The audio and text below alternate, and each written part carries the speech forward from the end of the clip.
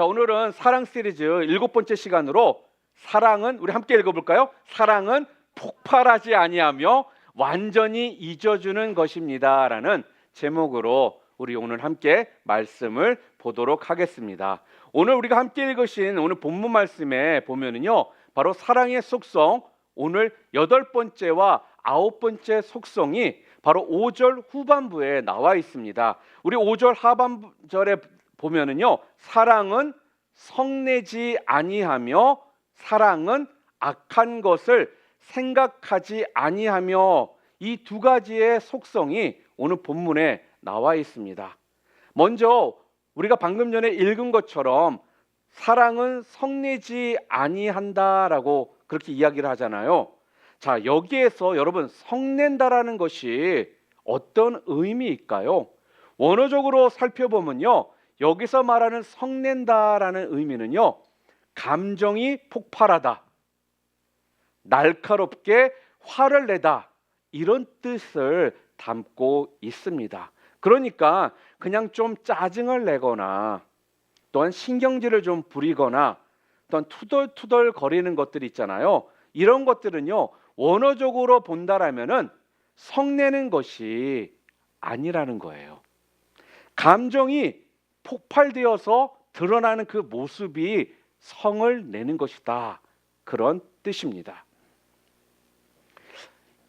이전에 몇 년 좀 된 것 같아요. 혹시 아마 이 자리에 계신 분들 가운데 뉴스를 통해서 그 이야기를 아마 접하신 분들도 아마 있을 것입니다.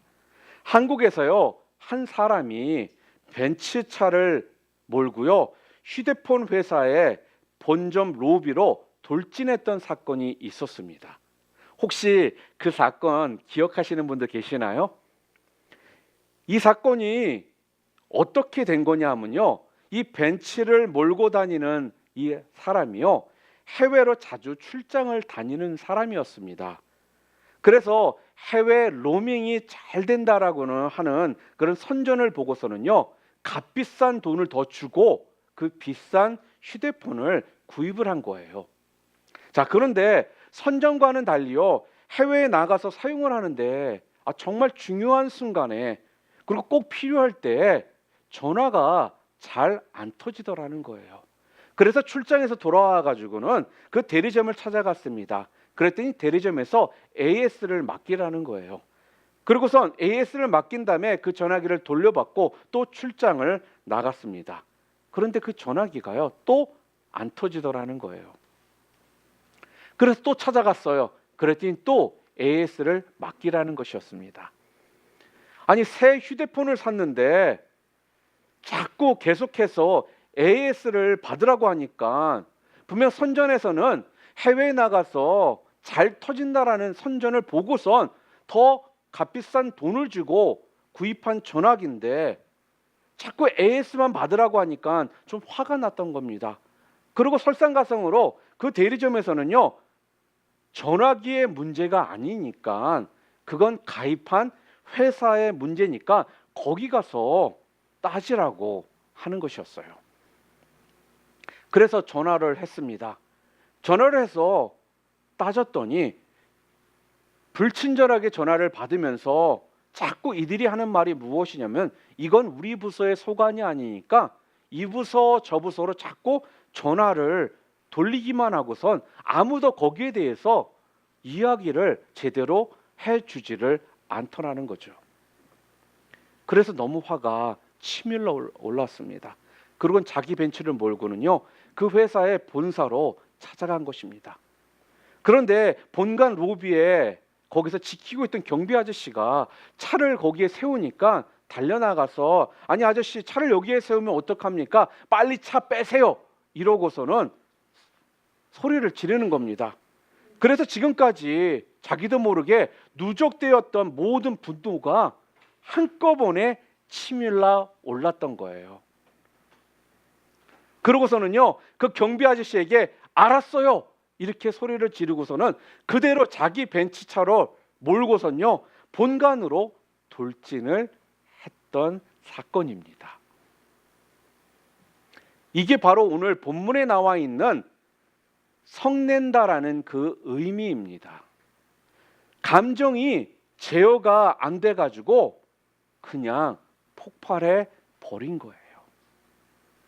자, 그런데요, 여러분, 우리가 이렇게요, 감정이 폭발할 때 우리가 좀 간과하지 말아야 될 것이 있습니다. 잊지 말아야 될 것이 있다라는 거예요.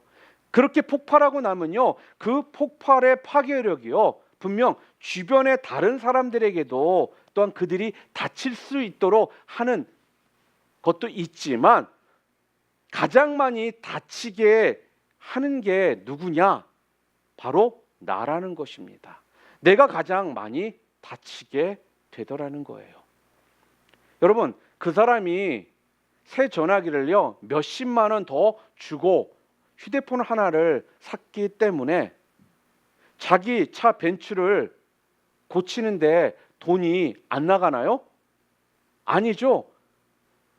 전화기와 상관없이 그는 그 차를 몰고 본관으로 돌진했기 때문에 자기 그 벤츠차를 고치는데 분명 돈이 들어가더라는 거예요. 거기다가 부서진 본사의 그 문짝도 누가 수리를 해야 될까요?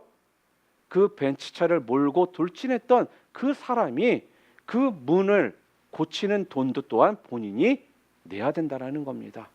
또한 이걸로만 끝나는 것이 아니라 더군다나 어떤 일이 벌어집니까? 이 일로 경찰에 구속 또한 되게 되었다라는 거죠. 여러분, 이렇게요, 우리가 감정이 폭발하잖아요. 그럼 그 폭발한 파괴력이 상대방에게도 어려움을 줄 수가 있지만 가장 많이 그 폭발한 내 감정 때문에 상처를 받고 어려움을 고스란히 받게 되는 사람이 누구냐면요, 그게 바로 내 자신이라는 것입니다. 우리가 간혹 뉴스를 보잖아요. 특별히 이제 한국의 뉴스를 우리가 접할 때가 있으면 가끔씩 이런 뉴스들을 우리가 참 접하게 됩니다. 부부가 싸움을 하다가요, 감정이 폭발해가지고요, 집에 불을 질렀다는 이런 사건들도 있고요. 또 남편이 술을 잔뜩 먹고 와가지고 집안의 살림들을 다 부수고 아이들과 아내를 폭행했다라는 이런 이야기들을 우리가 뉴스를 통해 접할 때가 있습니다. 그래서 남편이 이러한 폭력 때문에 아내가 억누르고 있다가 남편이 자는 사이에 식용유를 얼굴에 부어버리는 이런 사건들도 있었거든요. 솔직히 말하면 제가 더한 사건들도 여러분들에게 말씀을 드릴 수가 있는데 이 사건들이 너무 악한 일들이라 제가 여러분들에게 나누지를 못하겠더라는 것입니다. 이만큼요, 이렇게 자기의 감정을 조절하지 못해서 이러한 일들을 저지르는 이런 뉴스들을요, 우리는 심심치 않게 우리가 접하게 된다라는 거예요. 여러분, 이런 것들이 얼마나 무서운 파괴력이 있고 그것이 얼마나 소중한 자기의 가정들을 망쳐버리는지, 또한 이러한 감정들을 조절하지 못함을 통해서요, 그것들이 얼마나 무서운 흉기로 변하게 되는지를 우리는 알게 된다라는 것입니다. 사실 우리가 이 땅을 살아가다 보면요, 솔직하게 감정이 이렇게 폭발하는 경우들이 분명히 있습니다. 저도 마찬가지입니다.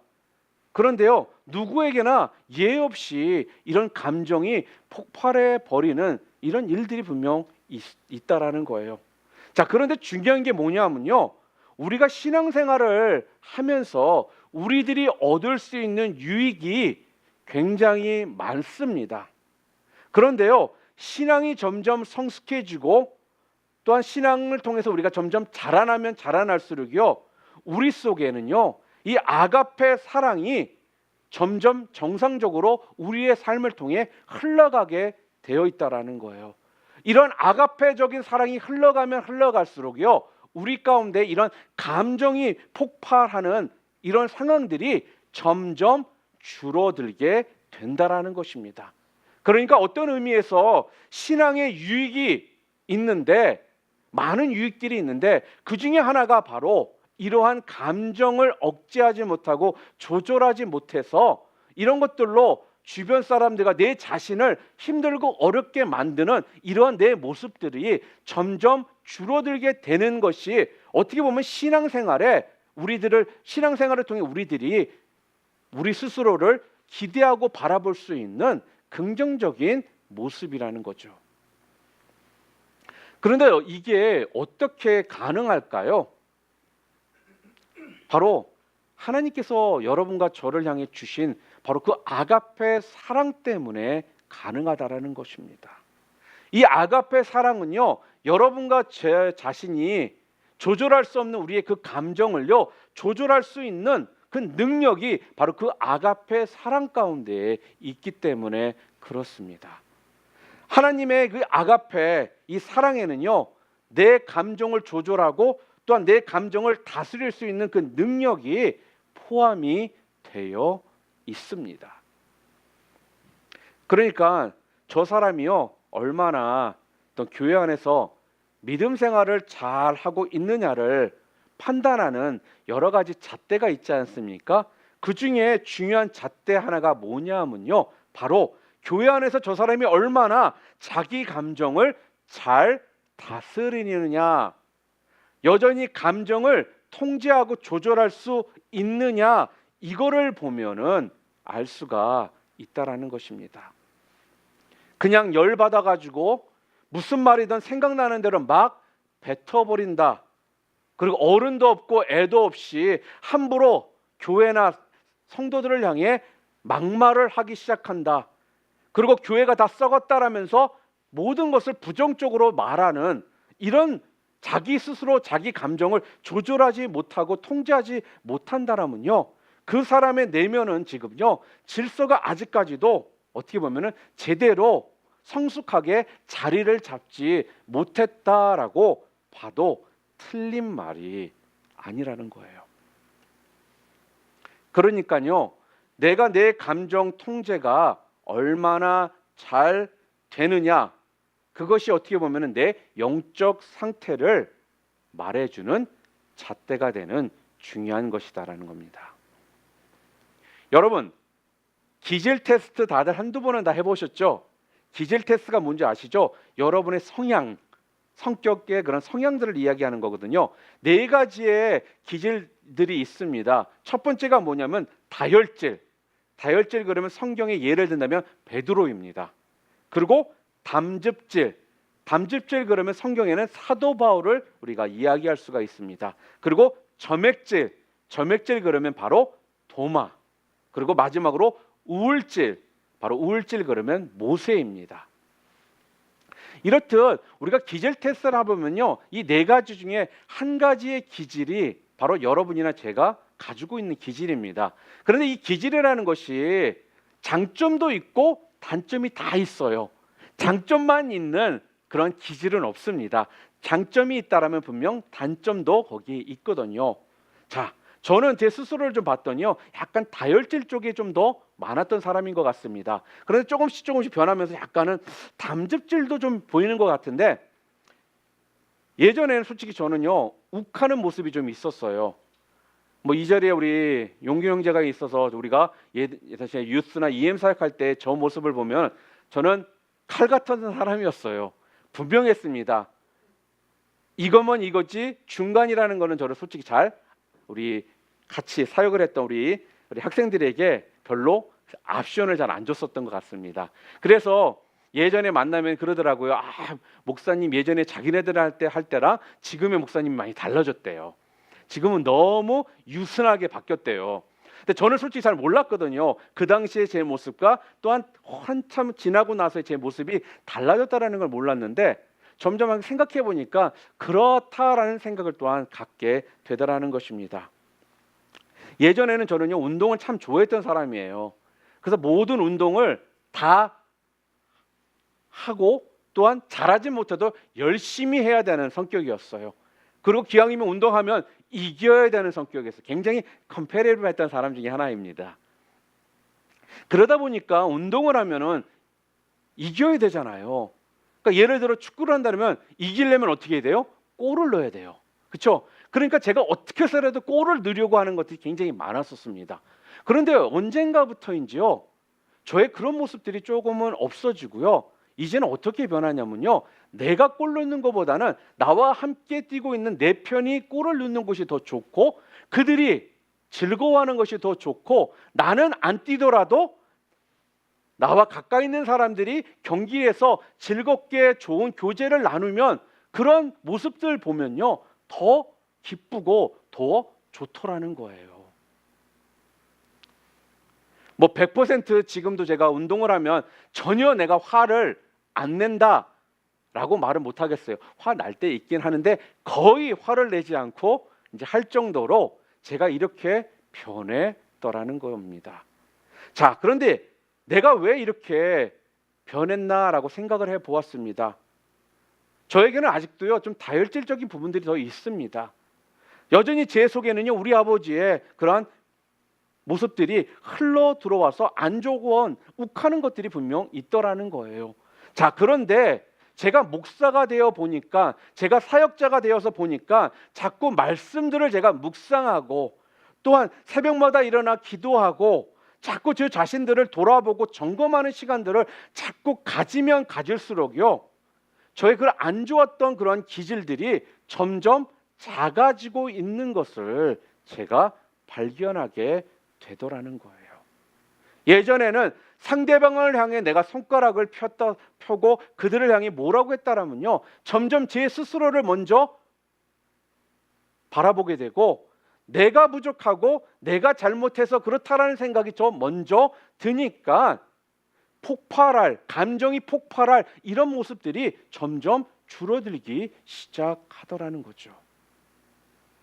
사랑하는 성도 여러분, 저는 오늘요, 여러분들과 제 자신이요, 더 많은 은혜를 받았으면 좋겠습니다. 그리고 또한 하늘로부터는 신령한 은사를, 여러 가지 은사들을 여러분들이 받으시기를 바랍니다. 그리고 여러 가지 기적과 능력들을요, 여러분의 삶을 통해서 좀 경험하실 수 있기를 저는 분명 바랍니다.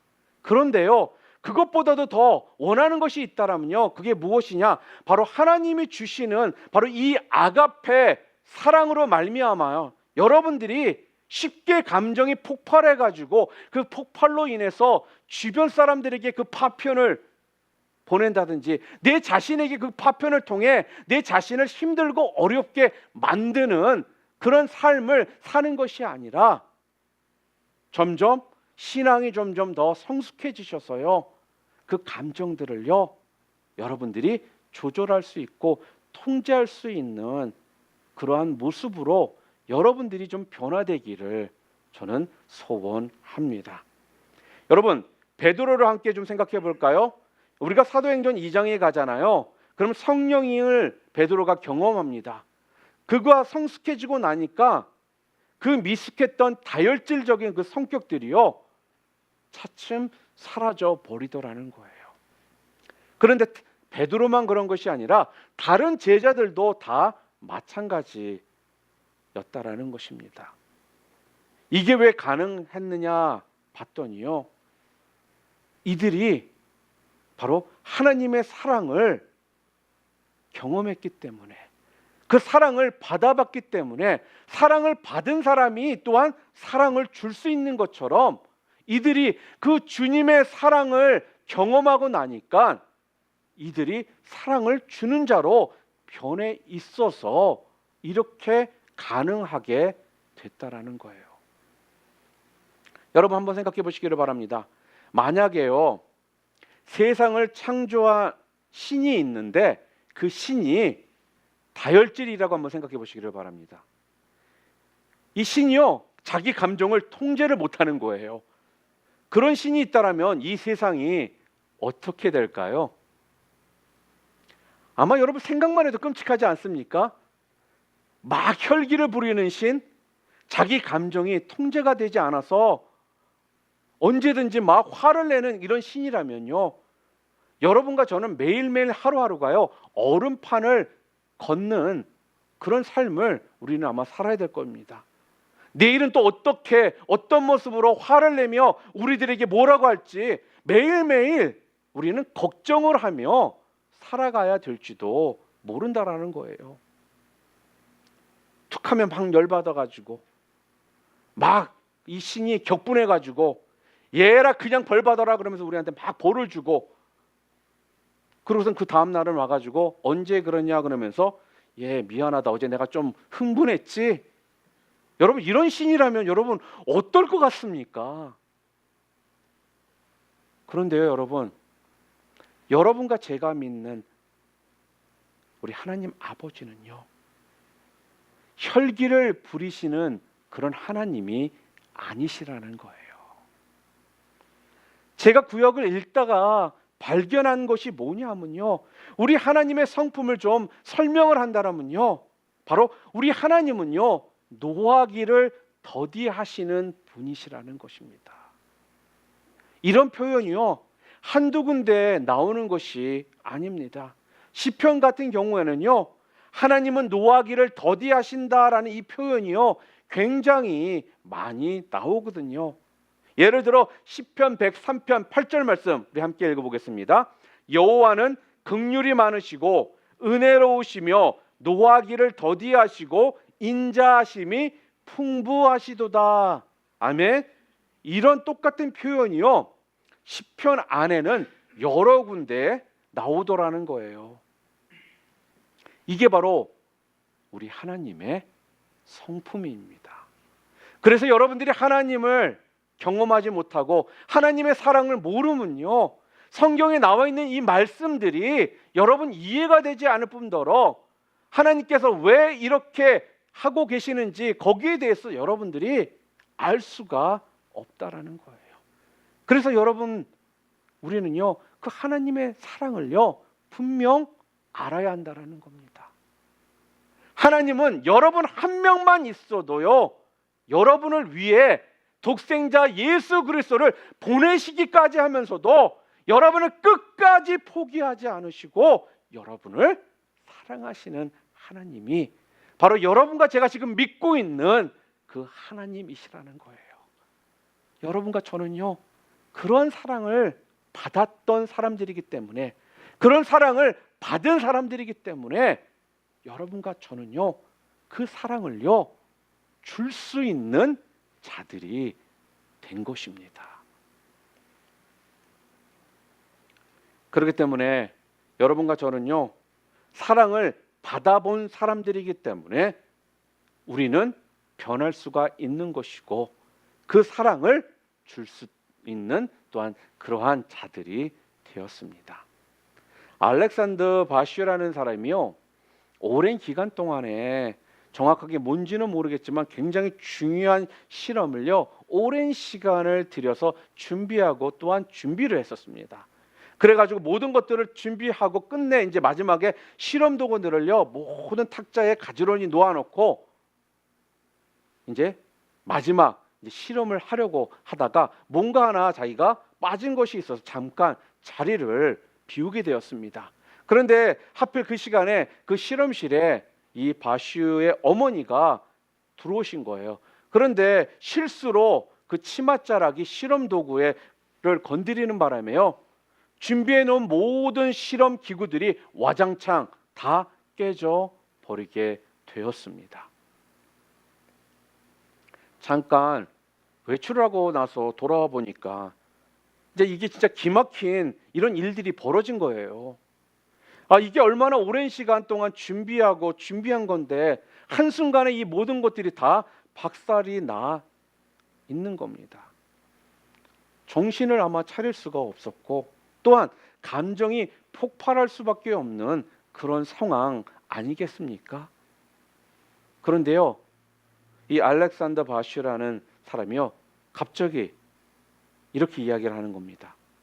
내가 잠깐만 바람을 쐬고 오겠습니다. 그러고 나서는요, 바깥으로 나가서 한 5분 정도 있다가 다시 들어오더니요, 평상심을 되찾고 괜찮다 그러면서 자기 어머니에게 평상시와 똑같이 대하더라는 것입니다. 사랑하는 성도 여러분, 잠깐 바람 쐬러 나간 그 5분이 무슨 시간입니까? 성을 내고 그 감정을 폭발하기 쉬운 상황에서요, 자기를 좀 벗어나게 하는 그런 시간이었다라는 거예요. 그러니까요, 폭발하기 일보 직전에 자기 감정을 다스리는 시간이었다라는 것입니다. 여러분, 핸드폰 때문에 벤츠를 몰고 돌진한 그 사람이요, 알렉산더 바슈의 이 이야기를 분명 알았더라면 얼마나 좋았겠습니까? 그 경비 아저씨가 와서 차 빼라는 이 소리를 했을 때 잠깐만 5분만 제가 바람 쐬고 오겠습니다라고 하고 나갔다가 왔다라면 아마 그런 일은 없었을 것이라는 거예요. 성도 여러분, 마음에 혹시 이렇게 욱하는 일이 있고요. 이 마음에 격분이 생기고요. 또 내 마음의 감정을 도저히 여러분들이 다스릴 수 없다라고 생각이 드신다라면요. 여러분, 바람 쐬러 5분이나 10분 정도 나갔다 오시기를 바랍니다. 이것이요, 자기 감정을 다스리는 좋은 감정 조절법이라는 것입니다. 또한 오늘 그 다음에 나오는 사랑의 9번째 속성이 무엇입니까? 사랑은 뭐라고요? 악한 것을 생각하지 아니하며 이렇게 이야기를 합니다. 이 말은 단순히요, 어떤 악한 생각을 한다 그런 뜻이 아닙니다. 여기에 나오는 생각한다라는 이 단어는요, 잘 들으세요. 원래 계산한 것을 보관한다 그런 뜻입니다. 계산한 것을 보관한다. 무슨 말이냐면요, 악한 것을 생각한다, 이 말은 남이 나에게 피해를 준 것이 있잖아요. 또한 상처를 준 것이 있잖아요. 이 기록을요, 보관해 놓고 깊이 생각한다라는 것을 의미하는 것입니다. 그렇기 때문에 어떤 성경학자들은 말하기를요, 여기에 나오는 악한 것을 생각하지 않는다, 이 말은 좀 더 구체적으로 해석을 한다면 내가 완전히 망각해 준다, 싸그리 잊어준다, 그런 뜻을 갖고 있다라는 거예요. 여러분, 왜 사도 바울이요, 앞에서는 사랑은 성내지 아니하며 라는 성품을 이야기한 다음에 그 다음에 악한 것을 생각하지 아니하며 라는 항목을 여러분 붙여 놓았겠습니까? 이 성내지 아니한다라는 건요, 일시적으로 내 감정을 다스리지 못해 가지고요, 격분하고 감정을 폭발하는 걸 말한다라면요, 그 다음에 나왔던 9번째 성품은요, 악한 것을 생각하지 않는다라는 거는요, 감정이 일시적으로 폭발하지는 않았지만 일반적으로 우리 다혈질인 분들은 어떻습니까? 한 번씩 폭발하면 있는 거 없는 거 다 이야기를 해버려요. 그러고 나서 꼭 하는 말 있죠. 나는 뒤끝은 없어. 이 말을 우리가 꼭 하잖아요. 그런데요, 반대로 참 차분하신 분들이 있어요. 내성적인 분들이 있거든요. 이런 분들은요, 그 상황에서 감정적으로 폭발하지는 않습니다. 그런데 이분들의 약점이 있어요. 그 약점이 뭐냐면요, 그걸요, 차곡차곡 쌓아둡니다. 내성적이기 때문에 또 정리도 또 잘해요. 싹 정리를 잘해가지고 차곡차곡 쌓아둬요. 안 좋은 감정을 정리를 다 해가지고는요, 어떻게 하는지 아십니까? 마음 깊숙이 그걸 집어넣고요, 시시때때로요 꺼집어내요. 그러고서요 그걸 묵상을 합니다. 은혜 받을 만하면 그거 끄집어내가지고 묵상하니 그 은혜가 지속되겠습니까? 요즘 들어 남편이 노력하며 잘하는 거예요. 그러면 남편이 노력하는 것이 좀 보이고 잘하는 것이 좀 보이잖아요. 그러면 잘한다라는 부분에 대해서 좀 칭찬도 하고 격려도 좀 해주면 좋은데, 아내가요 이전에 차곡차곡 정리까지 해가지고 깊숙이 넣어뒀던 것을 쓱 끊어내면서 묵상을 하면서 저 인간 저게 얼마나 갈까? 내 아프다고 그랬을 때도 코 골고 옆에서 신나게 잤지? 나 이렇게 힘들게 했지?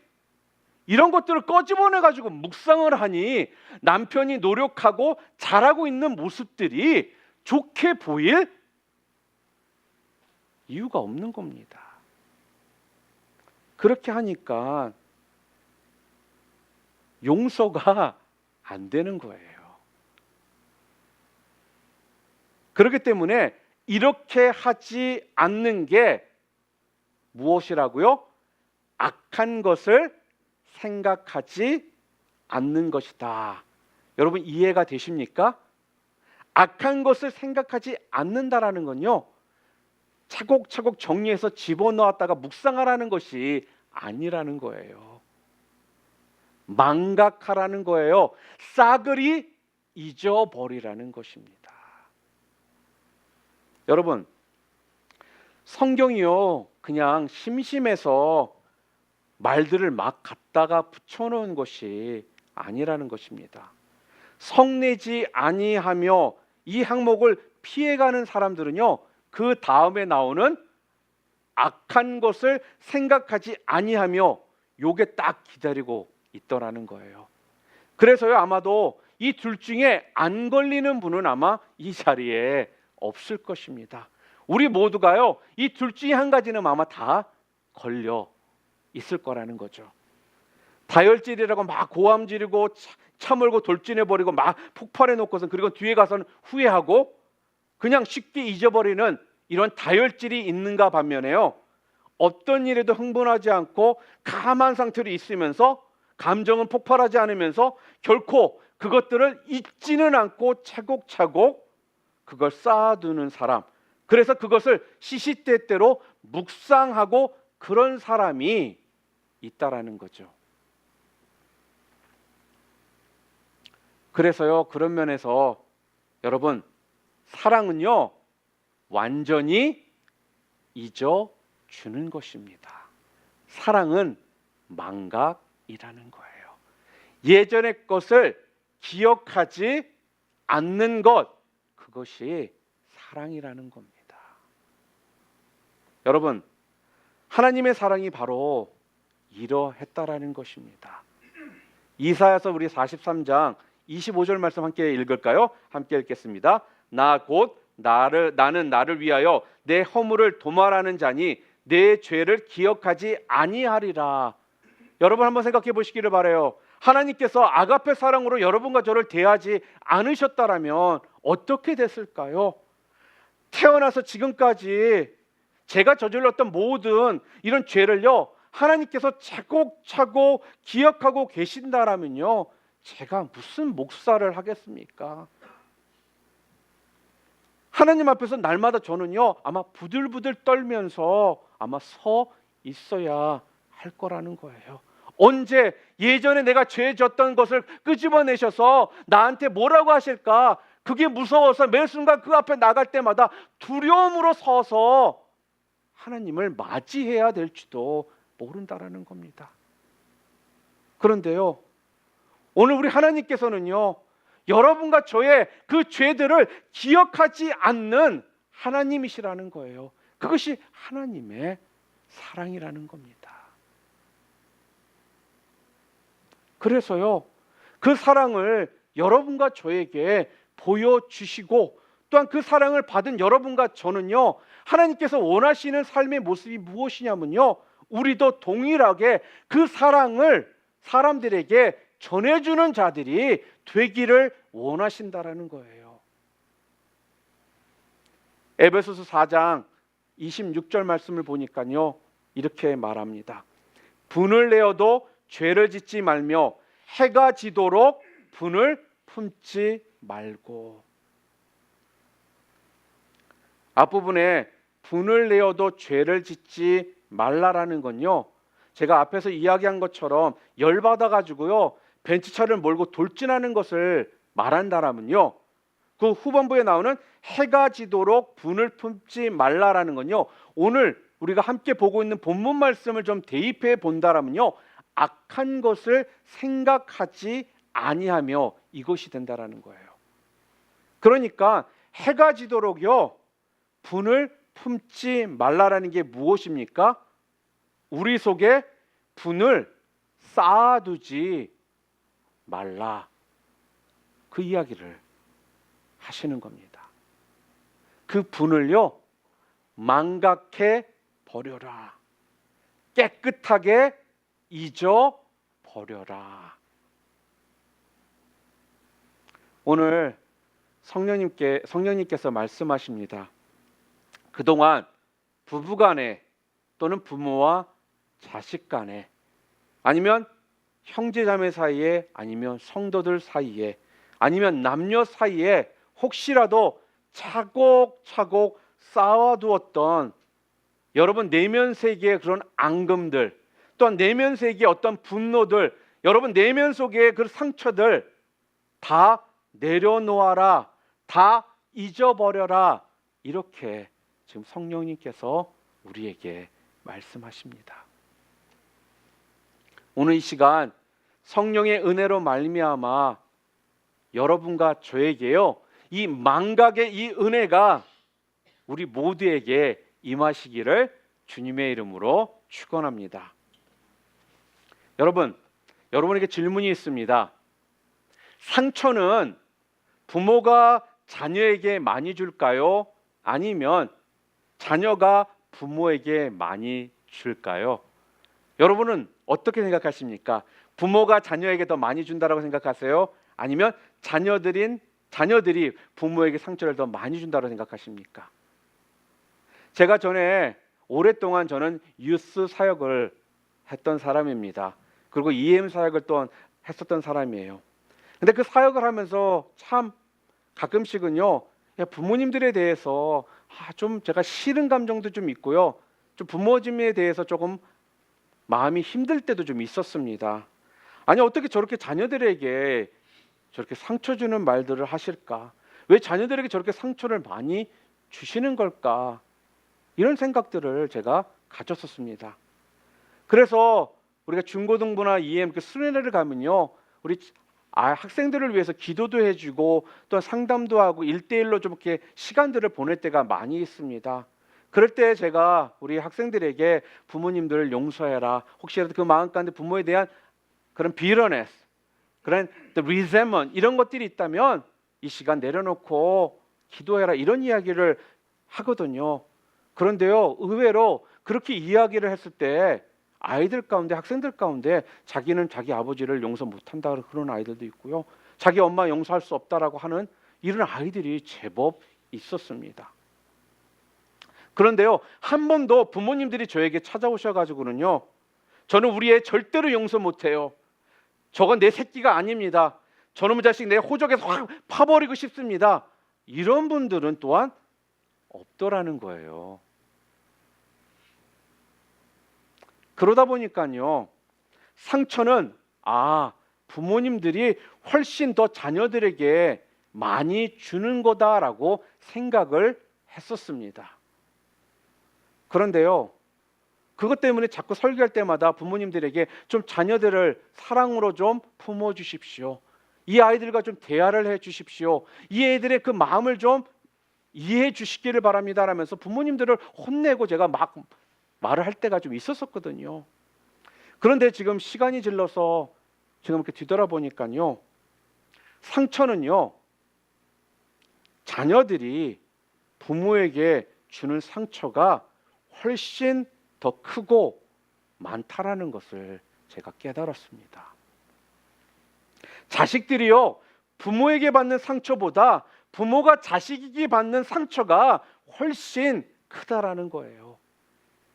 그런데 왜 맨날 자식들은 내가 상처받았다, 나 상처받았다, 나 이것 때문에 죽고 싶다, 집 나가고 싶다, 이렇게 말하면서 상담을 요청하는 애들이 많은데 왜 그렇게 상담을 요청하는 부모님들은 없더라는 거예요. 최근에 제가요, 고린도서 13장을 묵상하면서 또한 지금 계속적으로 사랑 시리즈를 준비하면서요, 제가 깨달은 게 뭐냐면요,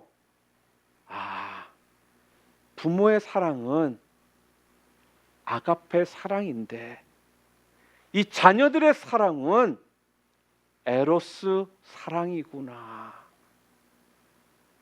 이것을 제가 깨달았습니다. 자식은요, 자기 부모를요 다른 부모와 비교를 해서요 그 부족한 점들이 있다라면 그걸 참 견딜 수 없어 합니다. 자식은요 자기 부모가 다른 부모들처럼 자기에게 사랑을 덜 표현해 준다라고 생각하고, 또한 다른 자녀들은 더 많은 것을 받았는데 왜 우리 부모는 이런 것들을 못 해주냐라면서 이런 것들을 생각하니까 견딜 수가 없고요. 내 부모가 돈이 좀 많아서 나에게 좀 돈도 좀 주고 내가 금수저로 태어났다라면 내가 이렇게 안 살 텐데, 이런 생각 가운데 매번 부모를 향해 원망하고 부모를 미워하는데요. 그러니까 이런 것들이 힘들어질 수밖에 없다라는 거예요. 그런데 왜 자녀들은 이렇게 생각을 하느냐? 다른 이유가 있는 것이 아닙니다. 자녀들은요 에로스 사랑을 하고 있기 때문에 그렇습니다. 그런데요 부모는요 아가페 사랑을 합니다. 그러니까 부모는 틈만 나면 망각한다라는 거예요. 잊어버린다라는 거예요. 사람들이 그런 말 하죠. 미운 3, 4살 좀 더 이렇게 땡겨진 경우도 있다고 그래요. 2살 때부터 미운 짓 많이 하는 애들도 있거든요. 그리고 또한 때려 죽이고 싶은 6살 이런 말도 해요. 아무것도 모르는 이 3살, 4살, 5살, 6살짜리도 정말 밉상이거든요. 어느 때는요. 그런데요 때려 죽이고 싶을 정도로 힘들게 하는 아이들이 언제냐? 사춘기에 접어든 아이들입니다. 이 아이들이요 말을 얼마나 안 듣는지 몰라요. 그런데 안 듣는 걸로 끝나면 좋은데요 또 말은 또 되게 잘해요. 한마디도 안 지고 꼬박꼬박 말대꾸합니다. 거기다 행동은요 얼마나 뺀질뺀질거리는지 몰라요. 그리고요 부모를 약을 살살 올려요. 그리고 더 남자애들은요 어느 순간 힘이 세지기 시작해요. 제가 전에 한번 말씀드렸죠. 어떤 집사님이 화가 나가지고 아들을 이렇게 한 대 때리려고 그랬더니 아들이 집사님의 손목을 탁 잡더니 엄마 왜 그래요? 그러더래요. 그래서 너 안 나? 안 나? 엄마 진정하고 그 다음에 얘기해요. 남자 아들은 이렇게 되거든요. 힘으로도 안 돼. 말발로도 딸려.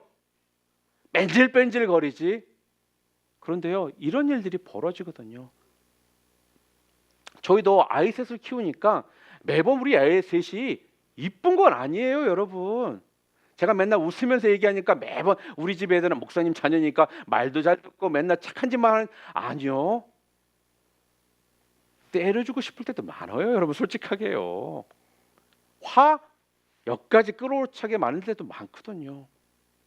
자 그런데요 여러분 희한한 게요 그렇게 열받게 만들어 놨는데도 불구하고 다음날 일어나 가지고 아빠 엄마 하고 들어오면요 또 저희는요 잊어버리고요 왜?